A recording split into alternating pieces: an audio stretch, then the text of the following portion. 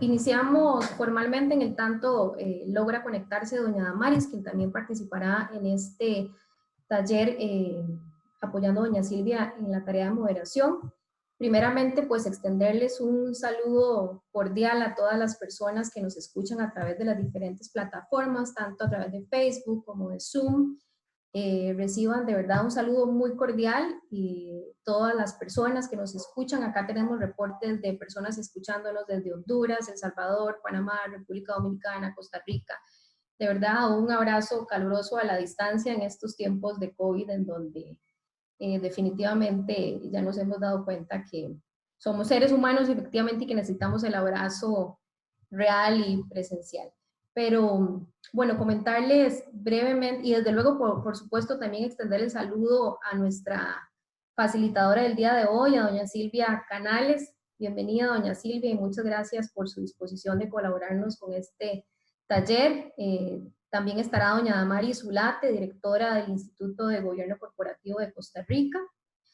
Comentarles brevemente que esta actividad se enmarca en un conjunto de acciones que estamos implementando el Instituto Centroamericano de Administración Pública y el Instituto de Gobierno Corporativo. Son acciones estratégicas orientadas a impulsar y a potenciar el tema de gobierno corporativo en Centroamérica.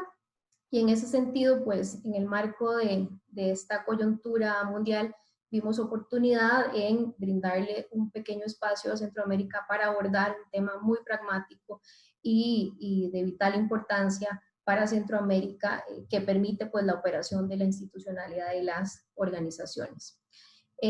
Como ya se han dado cuenta, COVID ha venido a distorsionar nuestra vida, la sociedad, de diferentes ámbitos, desde la esfera familiar, la esfera laboral, la esfera económica, la esfera sanitaria, y en ese sentido uno de los grandes retos ha sido el tema de la comunicación desde los diversos niveles, y es la tecnología de la comunicación la que nos permite pues superar hasta cierto punto esas barreras de comunicación, pero también supone grandes retos que tienen que ver con la capacidad de ajustarnos y adaptarnos a nuevas formas de trabajo, en la velocidad que se necesita, con la eficiencia que se necesita.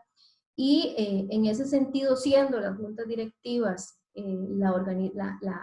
el órgano máximo de dirección, pero además de supervisión desde lo financiero, lo organizacional y lo estratégico de las organizaciones, pues es esencial brindarles algunas herramientas que en el marco de estas circunstancias les permitan seguir operando con la productividad que se necesita en tiempos como los que experimentamos.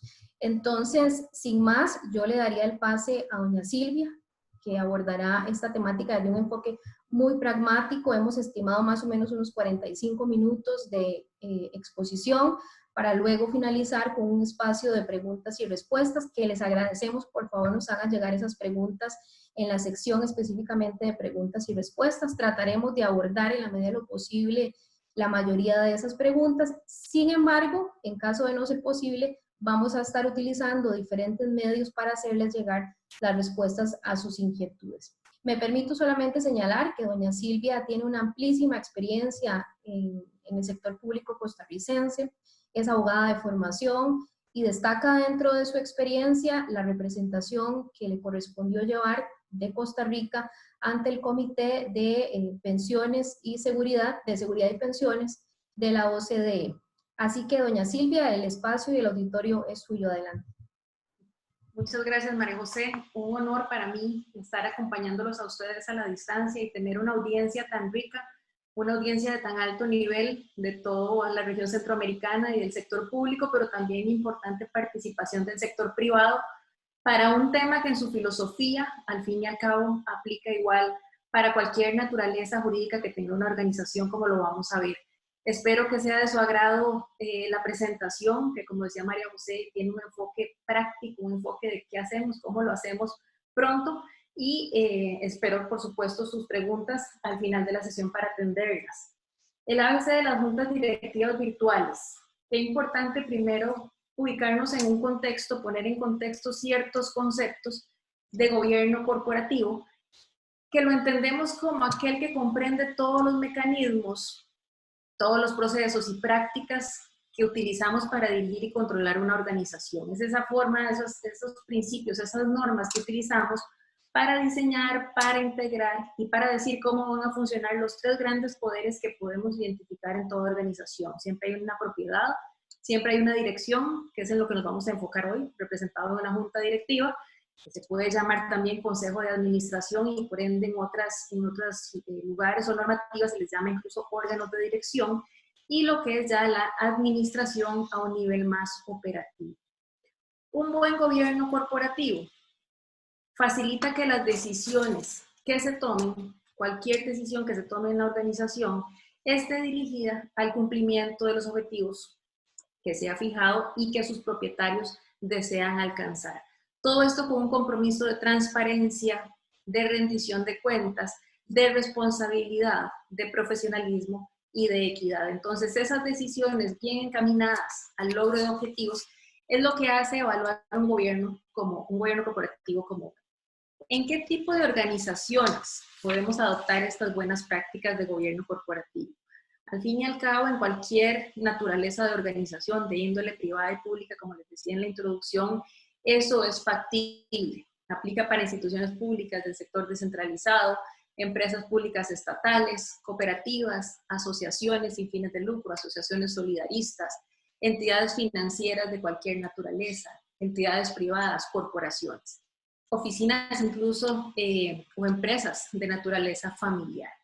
Hay una serie de normativa local que al menos en Costa Rica ha ido posicionándose de forma tal que el gobierno corporativo se viene haciendo inherente al funcionamiento de las organizaciones. Y así hemos encontrado normativa más explícita tal vez en el sector financiero, igual que está pasando ya en muchos países de la región centroamericana, donde el gobierno corporativo es un pilar fundamental de los modelos de supervisión de estos sectores. En los sectores públicos, por ejemplo, Costa Rica, al querer optar por entrar a la OCDE, ha tenido que implementar como propios buenas prácticas de gobernanza corporativa, y entonces a nivel del sector público y en la coordinación de la unidad asesora de la Casa Presidencial y de la Contraloría General de la República, se han ido dando buenos estándares y lineamientos que poco a poco hemos ido adaptando. Y el sector privado no ha quedado exento. El Código de Comercio, una reforma reciente, pues, un par de años, en el artículo 32 ter, ya explícitamente establece que toda sociedad en Costa Rica y la junta directiva tiene que aprobar prácticas de gobernanza corporativa. Y si nos vamos a septiembre, octubre del año pasado, se aprobó una ley, la 9699, que establece la responsabilidad penal de las personas jurídicas. Y la gobernanza corporativa es una de las herramientas que nos permiten anticiparnos y prevenir la comisión de delitos que nos vayan a implicar de este tipo de responsabilidad totalmente novedosa para muchas de nuestras realidades. Y a su vez hay institutos como el de Gobierno Corporativo de Costa Rica, homólogos que hay en la región, y el Instituto Centroamericano de Administración Pública, que vienen fomentando estas buenas prácticas en todos sus asociados. Y por eso es que tenemos eventos de esta naturaleza pues tan útiles para que entre todos vayamos aprendiendo. Toda organización nace con la finalidad de generar un valor. Cualquier propietario, el origen de cualquier organización es querer hacer algo bueno. Puede ser una utilidad, puede ser algo social, puede ser algo ambiental, de cualquier naturaleza que sea la finalidad, puede ser gremial. Y para generar ese valor hay que desarrollar una serie de procesos. Desarrollamos procesos estratégicos, procesos operativos, procesos sustantivos. Y los asignamos a diferentes componentes de una estructura de esa organización. En lo que desarrollamos esos procesos, nos enfrentamos a riesgos. Algo puede salir mal, riesgos estratégicos, riesgos políticos, legales, financieros, de cualquier índole. Y entonces tenemos que controlar la ejecución de esos procesos. ¿Cómo vamos en el desarrollo de esos procesos? De forma tal que digamos primero hasta dónde estamos dispuestos a asumir riesgo, hasta dónde podemos asumirlo, y cómo vamos a controlar, mantenernos en estos niveles de tolerancia y garantizarnos que vamos a cumplir esa generación de valor, que vamos a llegar a ese norte que nos fijaron desde la propiedad. Y entonces, en ese marco, así de sencillamente expuesto, la Junta Directiva tiene un rol clave dentro de todo ese control organizacional. La Junta Directiva es la que protege los intereses de la entidad, su subsistencia, constantemente está pendiente de los asuntos que le atañen, define rumbo estratégico, articula el objetivo que se plantea de generación de valor el propietario y lo hace empatar, lo hace cumplir a través de una dirección a las áreas más operativas, a la alta gerencia, encargada de implementar lo que sea necesario para el logro o el cumplimiento de esos objetivos que se fijaron los propietarios, llámese accionistas, llámese familia, llámese agremiados, llámese Estado, llámese ciudadanos, ¿verdad? Y entonces dirige y controla a la organización con un deber de diligencia, con un deber de lealtad, con un deber de cuidado, anteponiendo ante todo los intereses que atañen a esa organización, ¿verdad? Por encima de los personales, por encima de sectoriales y demás. Es el interés de la organización y de los fines para los cuales fue creada que la junta directiva funciona. Da guía al desempeño gerencial, le asegura recursos, asigna roles, responsabilidades, genera todo un sistema de gestión de riesgos y de control interno. Ejerce un liderazgo inherente. La junta directiva es líder por naturaleza, es una unidad colegiada de una responsabilidad compartida por todos sus miembros, ¿verdad? La junta directiva no son unos cuantos que hablan más duro, sino que somos todos los miembros de una junta directiva los responsables de que lo que allí salga sea la dirección que va a tomar la empresa y que le llevemos el pulso, le llevemos el control, ¿verdad? Y sí tenemos pues la dirección de un presidente que actúa como un director de la orquesta y que es el que anima, promueve y ordena que todos los que estamos en una junta directiva tengamos esa participación activa. Como les decía, todos los que somos directores en una junta directiva somos responsables. La junta directiva que funciona bien es la que es capaz de establecer una estrategia, es la que crea valor y actúa de forma independiente. ¿Independiente de qué? De cualquier interés que sea distinto al interés de la organización, a los fines para los cuales fue constituida, como decíamos. Los directores son los que mejor conocen a la organización, conocen su misión, su visión, sus valores, las metas, entienden la actividad que están desarrollando, saben qué se hace ahí, qué productos tenemos, qué actividades, qué procesos son significativos, cuáles son nuestras fortalezas, nuestras debilidades, qué oportunidades tenemos, qué amenazas enfrentamos, manejan su información financiera, la pueden procesar, eso es herramienta básica para la toma de decisiones, y ello les permite justamente ese conocimiento, una participación muy activa y darle un seguimiento al entorno. ¿Por qué? Porque ese entorno se nos va moviendo, ese entorno es dinámico. Nosotros como directores tenemos que estar atentos para ver si en algo esa variación del entorno nos puede afectar la generación de valor que estamos persiguiendo. Y entonces de esa manera se ejerce un liderazgo con el ejemplo. Nos corresponde como líderes de la organización generar confianza en los equipos, generar compromiso. Y entonces por eso es que hay una comunicación muy fluida. Transmitimos claridad hacia dónde vamos, decimos cómo queremos llegar, con qué valores queremos alcanzar nuestras metas. La junta es un equipo. En la junta se escuchan posiciones, se disiente, se delibera y se arriban a acuerdos. Se toman decisiones y esas decisiones en sus resultados luego se evalúan y se ponen en marcha proyectos, ¿verdad? Ponemos a caminar la organización. Se da una definición de la estrategia, donde la estrategia de negocio corresponde a la junta directiva y la estrategia operativa funcional ya pertenece más a la parte de la alta gerencia, ¿verdad? Que es la que implementa. Pero en sí, con el apoyo de las áreas que más conocen del negocio, con la información histórica, con las proyecciones que hacemos, vamos definiendo hacia dónde vamos. Tenemos una estructura de gobernanza que es la que nos asegura que esa estrategia sea ejecutada y con base en una cultura compartida, que todos nos sintamos parte y que vayamos desarrollando nuestra actividad. Una junta directiva con ese rol claro, con las funciones explícitas y bien entendidas, es capaz de elaborar un plan que se socializa, se comparte y nos compromete a todos en la organización. Es más, se da un paso más allá. Una junta directiva da un plan estratégico. Hace esa valoración del FODA famoso, ¿verdad? Nuestras fortalezas, nuestras amenazas, nuestras oportunidades, nuestras debilidades y define un plan estratégico formal. Y todas las decisiones como buen gobierno corporativo, como buena práctica de gobierno corporativo, van encaminadas, ¿verdad? O van aliadas o alineadas o responden a ese plan estratégico.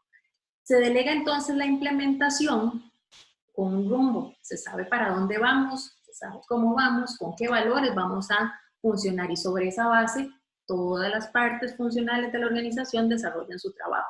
Y la misma junta desarrolla el propio programa sus sesiones, estandariza reglas de funcionamiento, programa los temas que va a conocer en cada una de esas sesiones, la periodicidad con que los va a conocer, la profundidad, qué puntos de control establece, qué seguimiento da, verifica cumplimiento de deberes que corresponde a la organización satisfacer y hasta se anticipa a desvíos, tratando de enderezar curso de acción y no perder el norte a la generación de valor que nos orienta.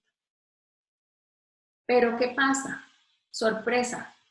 Hoy enfrentamos una situación impensable, inimaginable. Nos enfrentamos a escenarios difícilmente pensados. Muchos nos preguntamos qué plan estratégico entre sus amenazas tenía una pandemia en estas épocas de la vida, ¿verdad? ¿Cuántos previmos eso? Y esto representa una clara manifestación de lo que es un riesgo estratégico, ¿verdad? Es un evento externo que hasta puede llegar a invalidar la racionalidad de una decisión estratégica que en algún momento definimos. Amenaza la estabilidad, la posición de una organización, el desempeño de un negocio.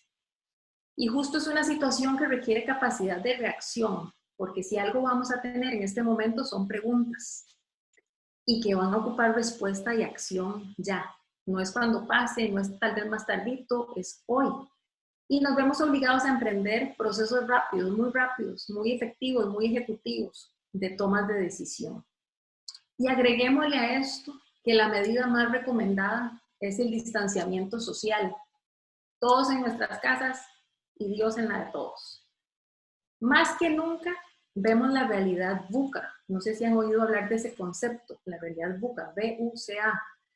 Una realidad volátil, una realidad incierta, una realidad compleja y ambigua. Y los procesos de decisión son inminentes. Nos toca tomar decisión. Y probablemente en procesos un poco más acortados, pero donde no nos podemos dar el lujo de brincarnos etapas del proceso de la toma de decisión. ¿Por qué? Porque esas decisiones nos van a afectar, nos van a impactar, igual como nos está impactando la circunstancia, ¿verdad? Y entonces tenemos que analizar sobre qué tenemos que decidir, para qué tenemos que decidir, cómo decidimos, en qué tiempo, qué tanto tiempo tengo para decidir y para quién es que estoy decidiendo, cuál es mi audiencia, quién yo voy a afectar con las decisiones que tomo. Y entonces la dinámica usual de la junta directiva, que es la llamada a ese proceso de toma de decisión, de revisar cómo la circunstancia del COVID-19 afecta mis procesos que yo venía desarrollando con una expectativa de generación de un valor, con una estrategia definida, con un plan operativo, con un modelo de negocio, en ciertas circunstancias más o menos estables, pero tal vez no tan inestables como las que estamos enfrentando.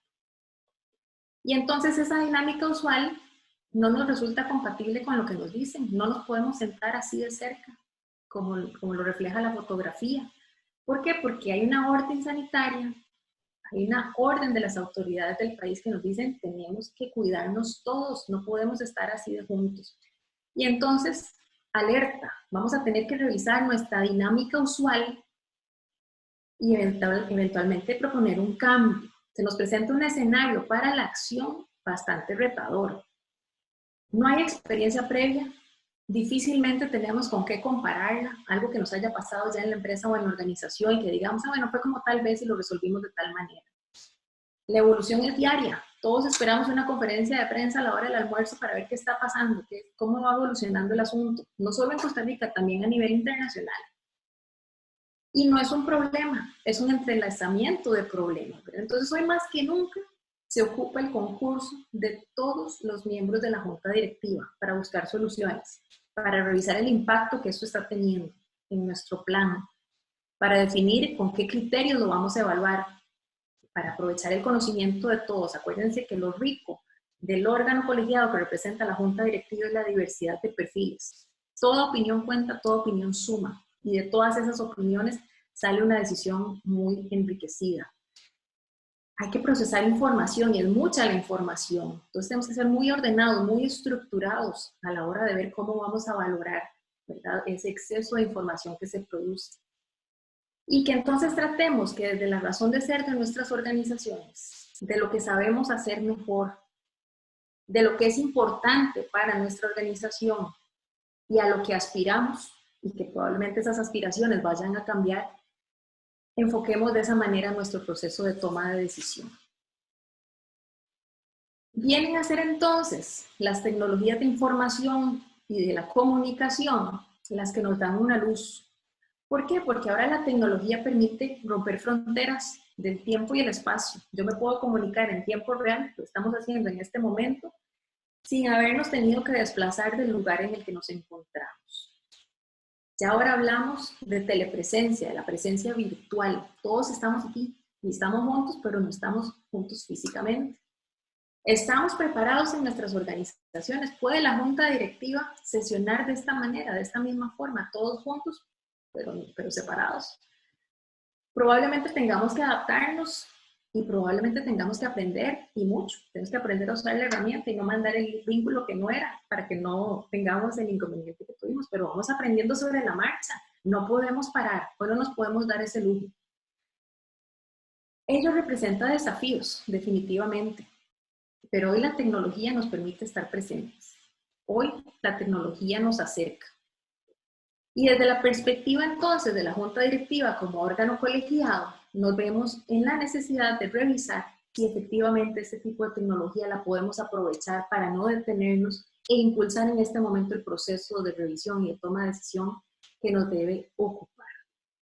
La Junta Directiva es un órgano colegiado, eso lo pueden haber escuchado en muchísimas ocasiones. ¿Qué significa eso? ¿Qué es ser un órgano colegiado? Sus miembros participan y actúan en un plano de igualdad para formar una voluntad que no es el sumar voluntades individuales, sino que es entre todos formar la voluntad de un órgano, de esa junta directiva, ¿verdad? No es votar y sumar uno, sino que es entre todos manifestar una posición y arribar a una posición de mayoría o de consenso, que es la que va a representar la voluntad de esa junta directiva. ¿Y qué se forma? Pues según su régimen de funcionamiento. Se forma y se manifiesta entonces un juicio o una manifestación de voluntad colectivamente. Y eso se forma a partir de una deliberación simultánea. Todos opinamos sobre el mismo tema que se está discutiendo, todos manifestamos, todos escuchamos. Y entonces no es mi posición más la de María José más la de Damaris. No, es la mía enriquecida por lo que Damaris opine, por lo que María José refuta o agrega, ¿verdad? Ese es enriquecerse. Y no es una suma de actos varios, por eso no se le llama acto complejo, se le llama acto colegiado. Y es esa simultaneidad, el estar todos a la vez en una unidad de tiempo y lugar, lo que caracteriza el funcionamiento de una junta directiva en sus sesiones. Esa es la esencia del colegio. No es una suma de voluntades, repito, sino que se forme una voluntad imputable al órgano. No es Silvia, no es Damaris, es la junta directiva de tal organización. La voluntad entonces es producto de esa deliberación y de ese procedimiento con que se desarrolla esa deliberación. Hay formalidades para llegar a esa discusión, ¿verdad? Y eso es justamente lo que vamos a revisar, cómo lo montamos con una sesión de junta directiva virtual. Por ello, se habla que la deliberación se da en el mismo tiempo, en el mismo momento y en el mismo lugar. Se da un intercambio de razones, un intercambio de argumentos. Se necesita la presencia conjunta de todos para que sea efectiva la participación activa de todos los miembros. Por eso incluso en las juntas directivas físicas, todos los que somos directores tenemos que estar presentes. Si estamos ausentes, no votamos, no podemos manifestar nuestra opinión. ¿Por qué? Porque no estamos en esa simultaneidad con el resto de nuestros compañeros directores. Y como se requiere el mismo tiempo y el mismo lugar, es que se hace una convocatoria. Por eso es que nos llaman a una determinada fecha, una determinada hora, en un determinado lugar. Y nos dicen en esa convocatoria, tal día, tal hora, en tal lugar, vamos a conocer tales temas, el orden del día. ¿Por qué? Porque yo tengo que saber de antemano qué voy a ir a discutir. que prepararme. ¿Por qué? Porque yo tengo que llevar mi posición. Es esa participación activa, ¿verdad? Sea física, sea virtual. El deber es un derecho de participar, pero el deber de un director es participar activamente. ¿Verdad? No es llegar y decir, aquí estoy, me senté y estuve calladito toda la sesión. ¿Verdad? Es una de las buenas prácticas de gobierno corporativo. E incluso conocer ese orden del día con anticipación me permite saber si yo tengo algún conflicto de interés con algún tema que se va a conocer o algún motivo de abstención, etcétera, ¿verdad? Y ya en el momento de la sesión se genera una deliberación de viva voz, ¿verdad? Por eso se habla de que hay miembros que participan con voz y voto y otros solo con voz, que son los invitados, ¿verdad? Entonces, a partir de esa escucha, de ese enriquecimiento, se va formando ese juicio colectivo, al que se arriba a través de una votación que requiere en algunas ocasiones más o menos cantidad de votos según lo que las normas de funcionamiento vayan diciendo. Y como esa deliberación es de viva voz en el momento, en el mismo lugar y tiempo, es que se levanta un acta para que después conste lo que allí se discutió. ¿Por qué? Porque es importante saber cuál es la motivación que está detrás de los acuerdos a los que se va arribando. ¿Cuáles son esos acuerdos que se toman? Y por eso es que los ausentes no votan, porque si no están, no estuvieron en la deliberación y entonces no pueden participar de esa formulación de la voluntad colectiva del órgano. La tecnología entonces es la que rompe estas barreras y pierde entonces incluso importancia el espacio físico. Ya deja de ser relevante. Si lo vemos en blanco y negro, no importa dónde estemos, si tenemos una conexión podemos conversarnos. Puede ser, y pasa, y nos echan la culpa a los abogados, que el mundo jurídico va más lento que el mundo tecnológico. Y poco a poco la tecnología se ha ido insertando en la sociedad. Cada vez más la vemos en diferentes sectores. Ya tenemos expedientes electrónicos, notificaciones electrónicas, tenemos el uso de la firma de certificados digitales, simplificación de trámites, procesos comerciales totalmente tecnológicos, trámites judiciales incluso donde yo audiencias y testimonios o recibir peritajes lo puedo hacer por vía remota. Y entonces es una oportunidad para incorporar la tecnología al proceso de toma de decisiones y del proceso de la formación de la voluntad de un órgano colegiado como lo es una junta directiva.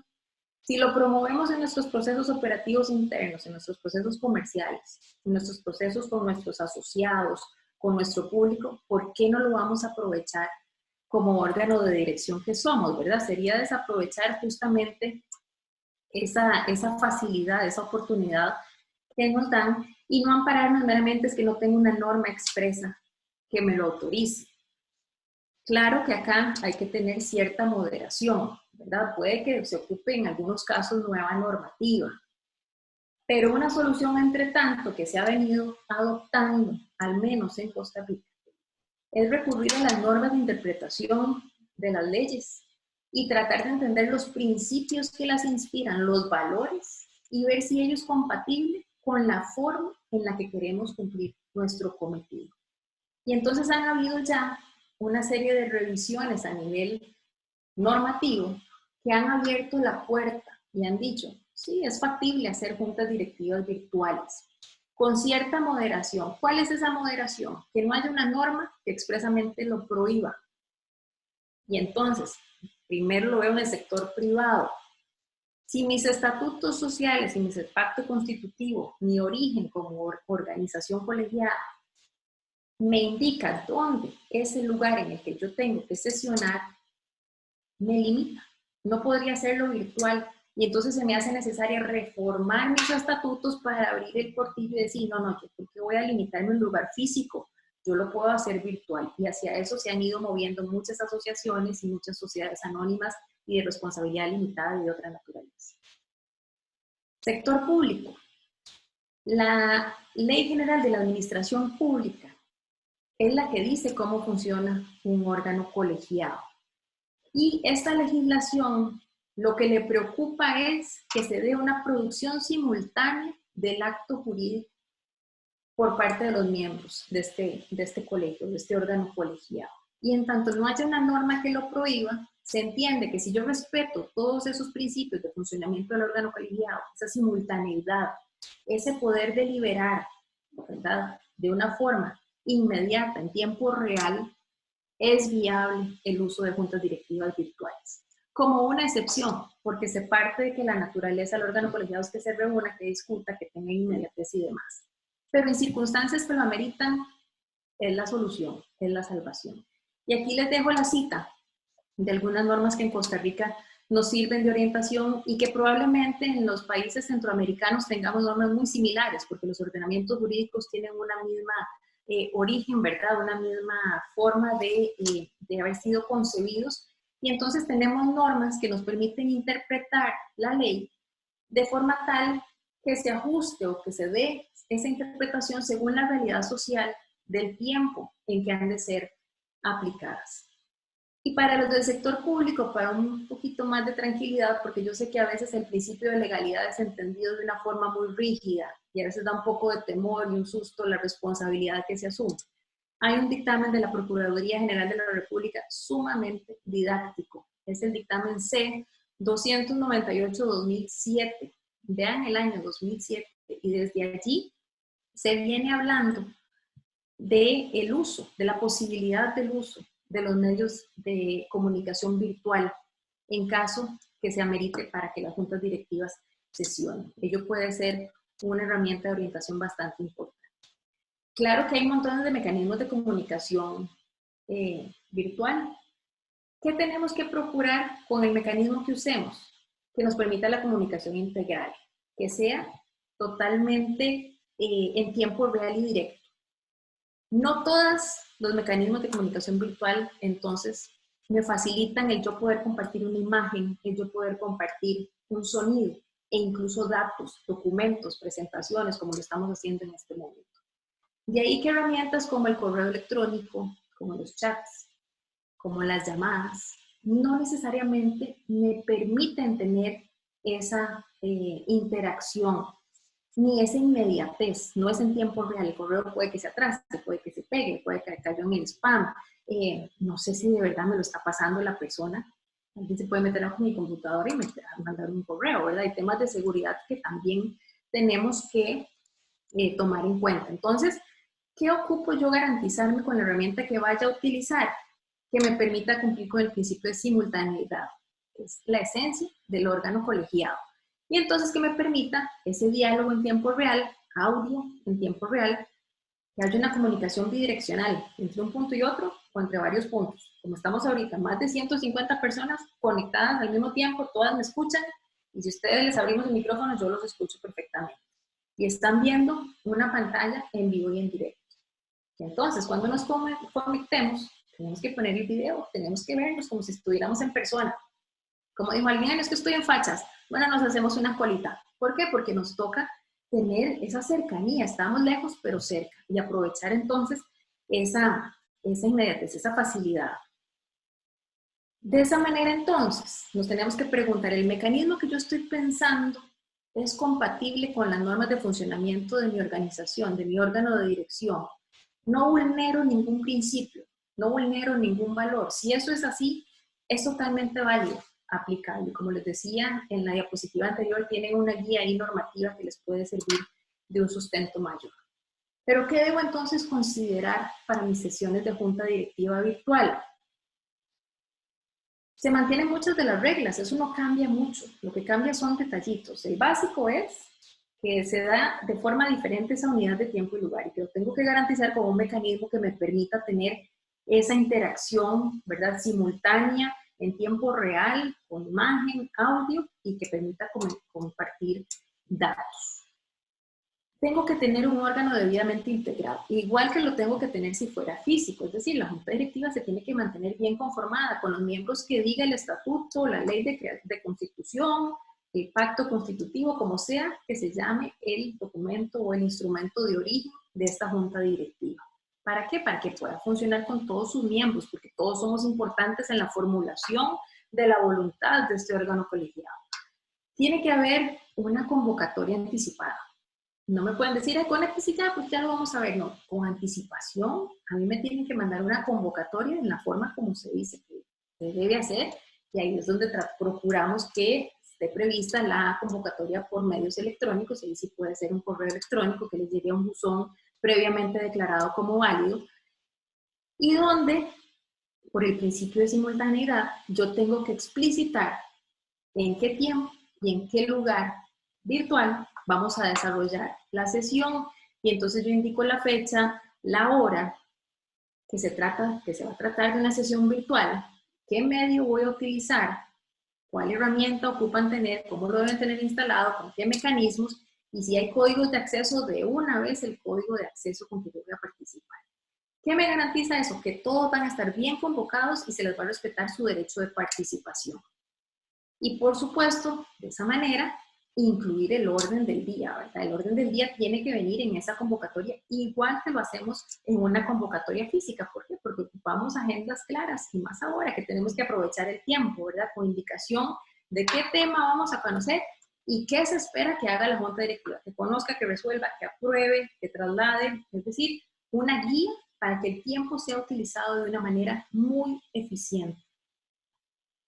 Estando en la sesión, ¿qué debemos? Verificar el quórum, igual que lo hacemos en una física. Tenemos que garantizarnos que está el quórum funcional y el quórum estructural para efecto de la toma de decisiones, ¿verdad? Entonces, eso es algo que yo claramente puedo verificar de la participación en tiempo real de todos. Por eso, ¿verdad? Vemos ahí en las imágenes que se ven los cuadritos de todos los participantes. ¿Por qué? Porque ocupamos esa inmediatez. El presidente y el secretario de la sesión, que igual tienen que estar dispuestos los roles para la sesión virtual, van a hacer esa comprobación. Y el presidente, igual que lo hace en las sesiones físicas o presenciales, de presencia física, va a ser quien dirige, quien ordena el desarrollo de esa sesión. La deliberación, como hemos visto, es el centro, es la esencia de todas las sesiones de la junta directiva. Se tiene un derecho de participar, pero es un deber, eso no lo podemos olvidar. Está íntimamente relacionada con esa asistencia efectiva. Entonces no es que yo me conecte y siga viendo el celular o me ponga ya a ver la pantalla de la tele, no, puedo estar en mi casa, puedo estar en otro lugar, pero tengo que estar concentrada en lo que estoy. Hasta por eso es bueno la imagen, porque mantenemos contacto, vemos lenguaje verbal y lenguaje no verbal. Eso es tan válido en presencia física como en presencia virtual de la misma manera. Y entonces eso implica que se ocupe una presencia continua. No es que yo esté conectada y como me aparezco ahí conectada, Silvia Canales, puedo poner mi foto y me levanto y voy y cojo un cafecito, voy a hacer un receso, pero yo no me puedo desaparecer. Yo tengo que estar en la sesión tal y como estuviese si fuese la sesión de presencia física. ¿Por qué tengo que estar ahí? Pues yo tengo que ser parte del debate, yo tengo que ser parte de esa deliberación. Y de esa manera, igual se va a dar una regulación en el uso de la palabra, puede ser levantando la mano, puede ser aprovechando ciertas herramientas que tienen varios de los sistemas estos que nos permiten comunicarnos, donde hay una manita y uno la marca y el presidente ve que alguien está pidiendo la palabra y le va dando el orden incluso. Y entonces así se regula el orden de las intervenciones. Igual se limitan los tiempos, ¿verdad?, de participación, no participaciones extemporáneas, no reiteraciones que nos hacen es perder el tiempo, sino que todos vayamos con los temas bien estudiados, con los temas bien anticipados, nuestras posiciones definidas, abiertos a escuchar y a enriquecernos entre todos, ¿verdad? Y entonces definir en qué momento ya los temas están suficientemente discutidos para pasar a las siguientes etapas, que es la etapa de la votación. Y es que esa votación entonces es de la propuesta de los acuerdos, en los cuales, ¿verdad?, vamos a llegar y arribar a formar la voluntad de este órgano colegiado. ¿Qué es importante? Que sea claramente identificable quién está votando y en qué sentido está votando. Entonces ahí es importante definir cuál va a ser el mecanismo de votación, decir mi nombre y decir voto a favor, voto en contra, razonar el voto, hacer una señal como lo tenemos en la foto. Es una cuestión de organizar y ordenar cómo va a ser esa manifestación del voto. ¿Y qué es lo importante? Resguardar que sea identificable quién ejerce ese voto, que se mantenga la autenticidad y la integridad de esa voluntad manifestada, que no la vayan a cambiar, que la grabación no se altere, que no se pierda el momento de la votación y que sea totalmente manifestada, ¿verdad?, fijando, pues dando su posición, y que una vez que se dé la votación, los acuerdos se hagan constar, se establezca cuál es el objetivo de ese acuerdo, quién va a ser responsable de su ejecución y una fecha propuesta para su resolución. De todo esto, al igual que en las presenciales de forma física tenemos que levantar un acta. ¿Por qué? Porque el acta es lo que nos pregunta, nos da evidencia posterior de esa deliberación, de esos motivos que generan o que sustentan los acuerdos tomados. Y entonces es importante dejar en esas actas los elementos esenciales de lo que sucedió en la sesión, al igual que sucede en la física. Eso es exactamente igual. Yo tengo que decir, eso sí, qué personas asisten, quiénes, cuántas personas son. Y muy importante decir quiénes participan de forma virtual, o si somos todos somos participantes de forma virtual, indicando mediante qué mecanismo, qué medio, qué herramienta estamos siendo presentes de esa manera, ¿verdad? Cómo se da nuestra asistencia, por qué medio tecnológico se dio nuestra presencia. Establecer las circunstancias de tiempo y lugar, eso igual nos lo pide el acta física, pero aquí ¿qué es lo que vamos a decir? Que sí, hay un tiempo, todos estamos en este momento, pero todos de una forma virtual. Y entonces lo estandarizamos a través de la plataforma o el mecanismo que utilizamos, ¿verdad? Por eso es que el celular no necesariamente nos sirve, porque no sabemos, no nos estamos viendo, la llamada se puede caer, alguien no se conectó, es un poco informal para los efectos de evidencia que ocupamos, ¿verdad? Defender en todo el funcionamiento del órgano colegiado. Un detalle de los puntos principales de deliberación: la forma en que se desarrolló la votación. Si hay votos en contra, igual se deja la manifestación de ese voto salvado, ¿verdad? En su justificación y su constancia, y si los acuerdos se toman con firmeza o si quedarán para una posterior aprobación en la siguiente sesión. De esa manera, entonces, se sesiona de forma virtual. Vean que la lógica de funcionamiento es muy similar a la física, solo hay que contemplar algunos detallitos, pero nos permite entonces continuar, darle continuidad a nuestra actividad y no detenernos, ¿verdad? Y tratar de resolver los temas más urgentes que nos ocupan. Incluso ya está aceptada la protocolización para efectos registrales de actas de sesiones virtuales. Los notarios tienen que seguir una serie de características, por eso les pongo un asterisco. Ya para ellos incluso lo pueden consultar en una resolución del registro de personas jurídicas que les ponía ahí como referencia, que está incluso en la página web, donde hay una forma de cómo dar fe de lo que asienta un libro de actas con base en una sesión que se desarrolló de forma virtual. Claro que ocupa un mínimo pues, de garantías, de seguridad, ¿verdad? Yo tengo que garantizar esa visibilidad entre las personas, la audibilidad, tengo que tener seguridad de compatibilidad de equipos, ¿verdad? Probablemente vamos a tener acceso a documentación importante, documentación confidencial, tengo que garantizarme qué herramientas vamos a usar, cómo vamos a ir blindando del riesgo cibernético de nuestra organización, ¿verdad? Damos una solución, pero nos siguen saliendo cosas, por eso decíamos que son problemas entrelazados, pero nada que no tenga solución. Hay plataformas que se puede definir no uno con una, otro con otra, no, sino que todos en la misma, con ciertos resguardos de privacidad, con ciertos depósitos o cajas para guardar electrónicamente documentos y que solo con ciertas medidas de acceso se puedan consultar esos documentos y visualizarlos. Es decir, hay alternativas, nada que sea muy excesivo, muy oneroso, sino que hay cuestiones prácticas. Claro que habrá cosas más sofisticadas, pero poco a poco vamos evolucionando. Tenemos que tener seguridad de que la interconexión sea fluida. ¿Por qué? Porque la simultaneidad no la podemos perder de vista. Esa es como la palabra clave de toda la charla. Y si entonces alguien se desconecta y al otro se le va el internet y le falló la conexión, la sesión no fluye, no hay comunicación. No hay comunicación en tiempo real, en vivo y en directo, ¿verdad? Como dicen. Tengo que garantizarme poder saber quiénes son las personas, poder tener esa identidad garantizada, autenticidad de las voluntades, de las manifestaciones de voluntad que ahí se están pues externando, ¿verdad? Que el que está deliberando sea la persona que dice ser. Por eso la visibilidad y el audio nos ayuda mucho en esa identificación y poder conservar lo actuado. Todas estas herramientas permiten grabar. Todo eso nos va quedando como un respaldo de la forma en que trabajamos. Y en todo caso, de igual manera, queda un acta de respaldo de todo lo actuado, ¿verdad? Por estos mecanismos. De ahí entonces, que vemos que hay formas de sobrellevar este momento. Y a manera ya de reflexión final, el objeto clave en el manejo de todas estas situaciones dinámicas, impredecibles, es la resiliencia.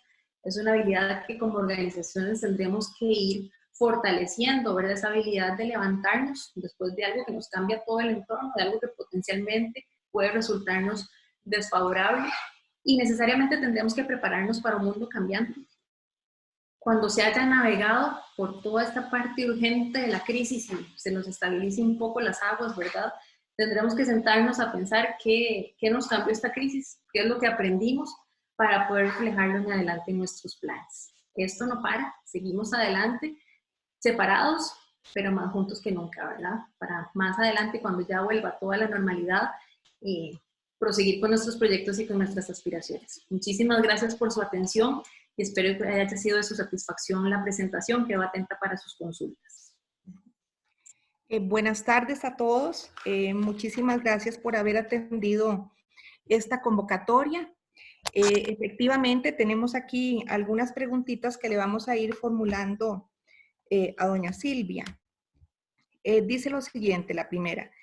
¿Qué opinión le merece si después de la emergencia sanitaria utilizamos las sesiones virtuales como práctica para las sesiones de junta directiva? Por ejemplo, para las sesiones extraordinarias. Aquí es importante ver la naturaleza jurídica de la organización. Si es sector público, como hay una norma que me dice cómo es el funcionamiento regular de la organización, actualmente se le ha entendido como un mecanismo excepcional. Sin embargo, eso no obsta para que después de esto sea revisado y se vea que realmente es una muy buena alternativa de funcionamiento y que garantiza al 100%, como vieron, la posibilidad de cumplir los principios de funcionamiento del órgano colegiado. En sector privado, totalmente viable, porque queda sujeto a la autonomía de la voluntad de la organización. Entonces, perfectamente los accionistas pueden reformar sus estatutos y decir en adelante las sesiones, incluso las ordinarias, pueden ser de forma virtual, respetando, pues garantizando el cumplimiento de estos principios de formación de la voluntad del órgano colegiado. Muchas gracias. Siguiente pregunta dice, ¿qué opina de las sesiones virtuales para los comités? Por ejemplo, para el comité de auditoría. Para el de auditoría, el de riesgos, remuneraciones, todos los comités perfectamente de la misma forma pueden sesionar. Incluso tienen una flexibilidad un poquito mayor porque la normativa es interna. Los reglamentos que establecen la constitución de los comités de apoyo técnico a la junta directiva no dicen cómo deben funcionar, lo dejan totalmente a la discreción de la organización. Esa flexibilidad permite habilitar 100% el funcionamiento virtual de los mismos. Me parece que es una herramienta que hoy, aunque no haya norma, pues se puede ir procurando, ¿verdad?, aprovechar y revisar los reglamentos internos de su funcionamiento, pues para hacerlo explícito y adoptarlo como buena práctica. Siguiente. ¿La grabación de la sesión puede sustituir un acta? ¿Puede un notario dar fe con vista del video?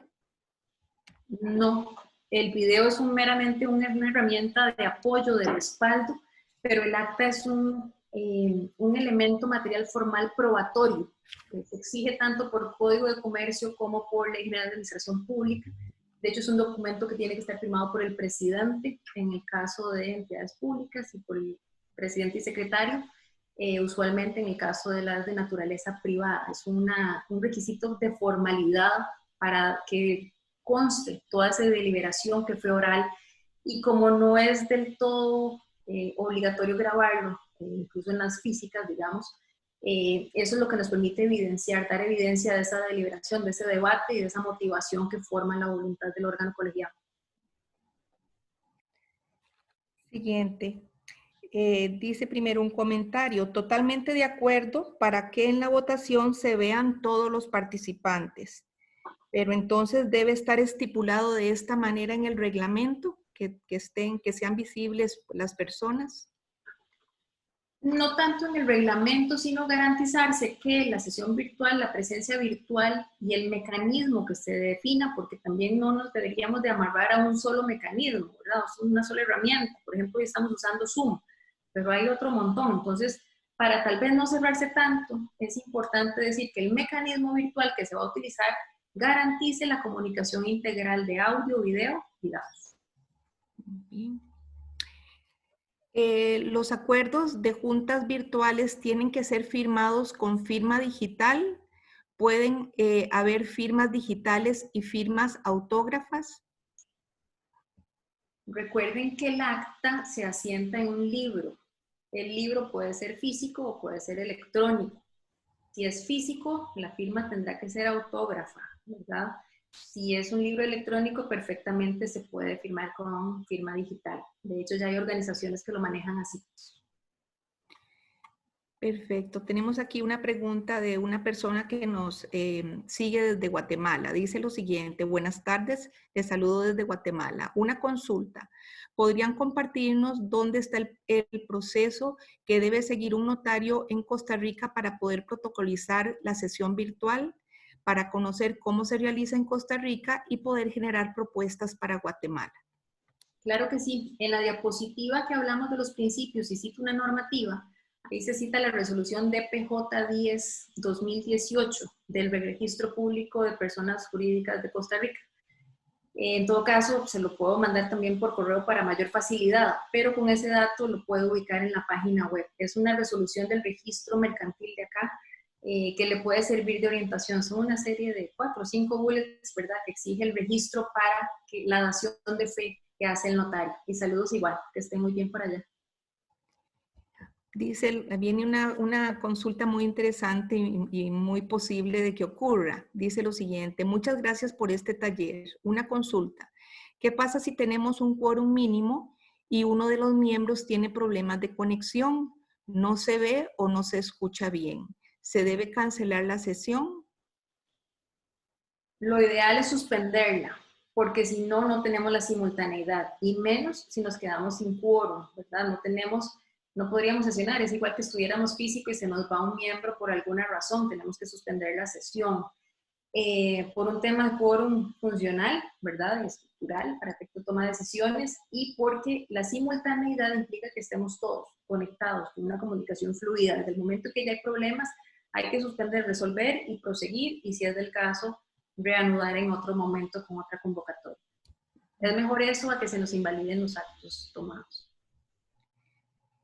Dice acá de una cooperativa.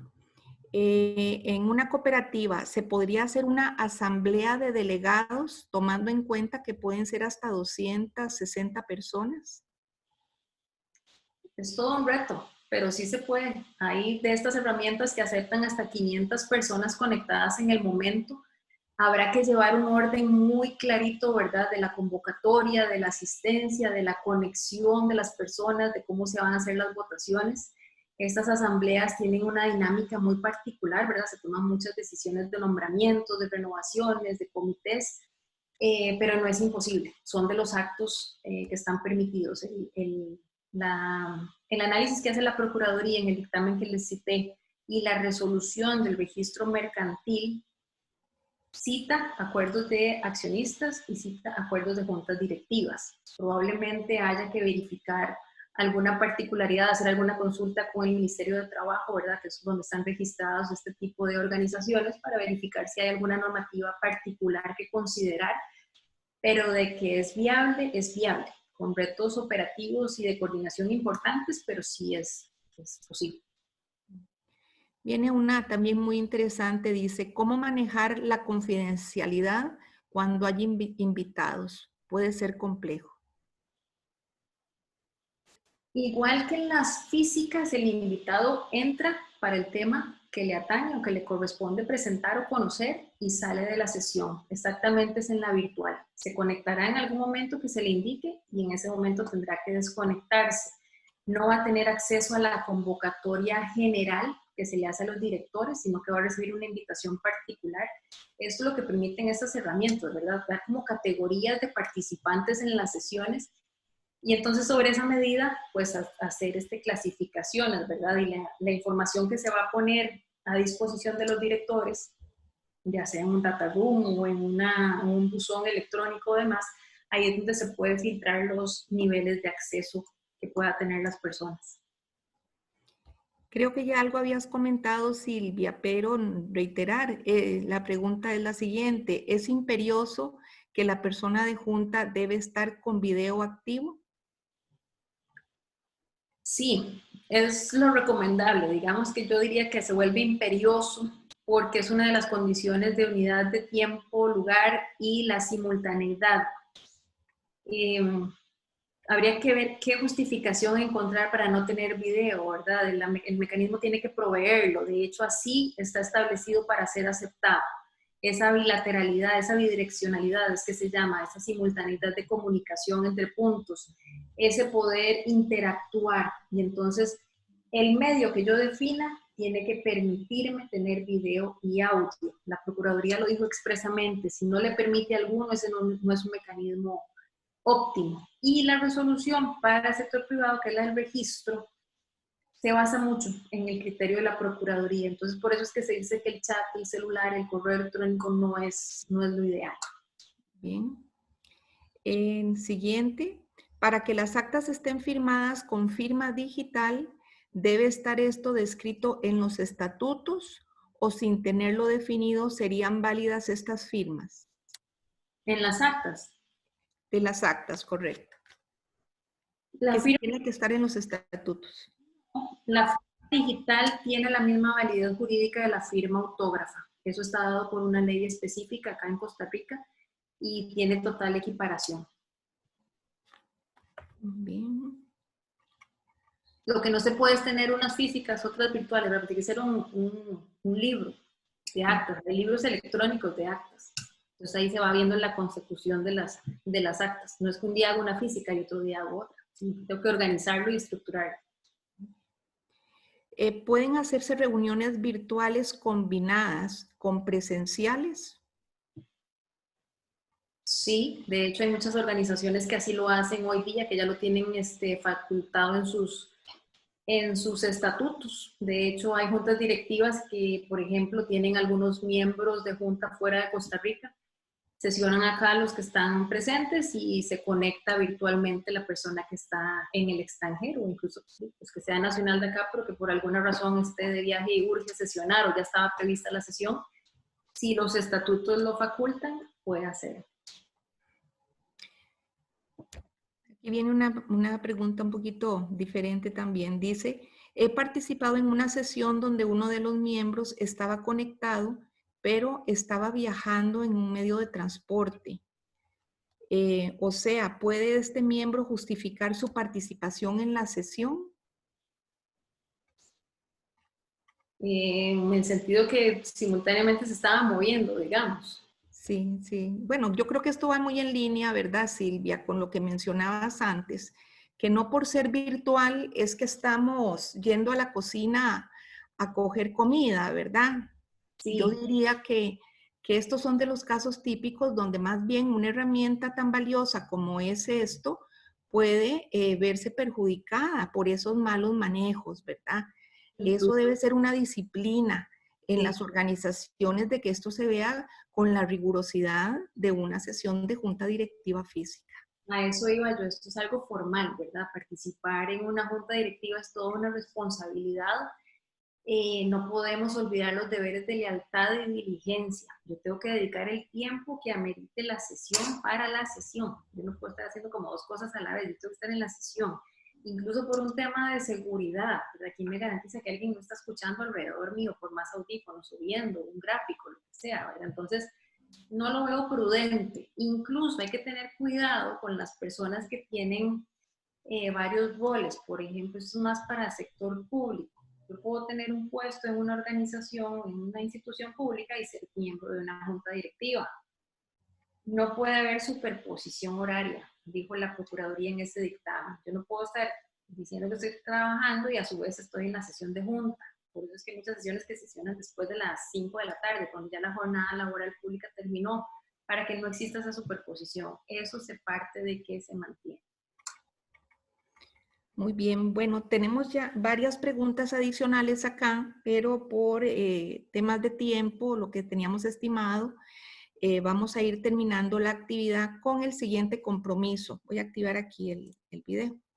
Con el siguiente compromiso, ¿cuál es? Que vamos a retomar todas estas preguntas que ustedes nos han hecho tan valiosas y las vamos a estar respondiendo a través de redes sociales. La idea es que vamos a estar mandando como cápsulas informativas a las redes sociales de ICAP y del instituto de manera que puedan ustedes estar revisando las mismas y ahí estar notando respuestas a temas que ustedes mismos nos han, de una manera muy valiosa, aportado en esta actividad. A Silvia, reiterarle el agradecimiento, siempre su amplia colaboración para con el instituto. Silvia es capacitadora nuestra en el programa que tenemos para miembros de juntas directivas de empresas propiedad del Estado,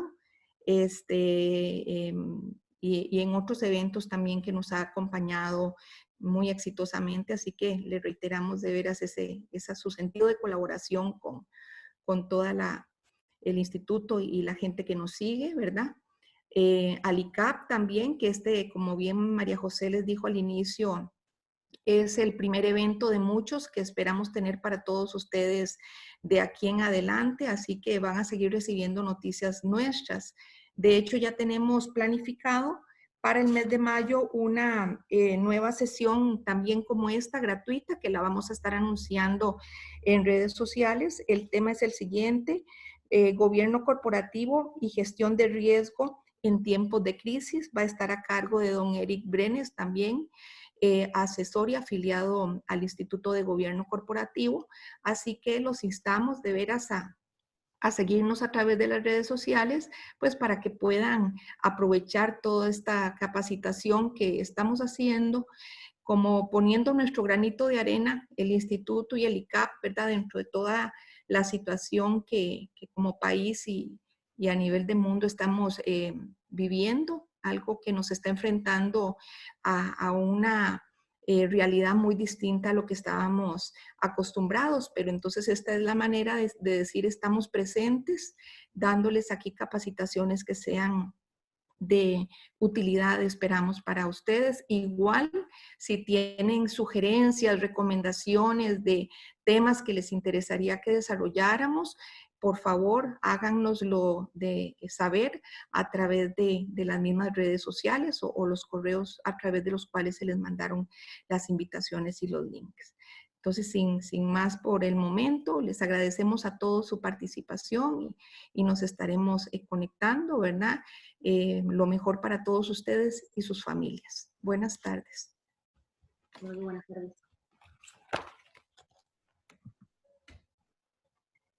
Hasta luego, buenas tardes a todos.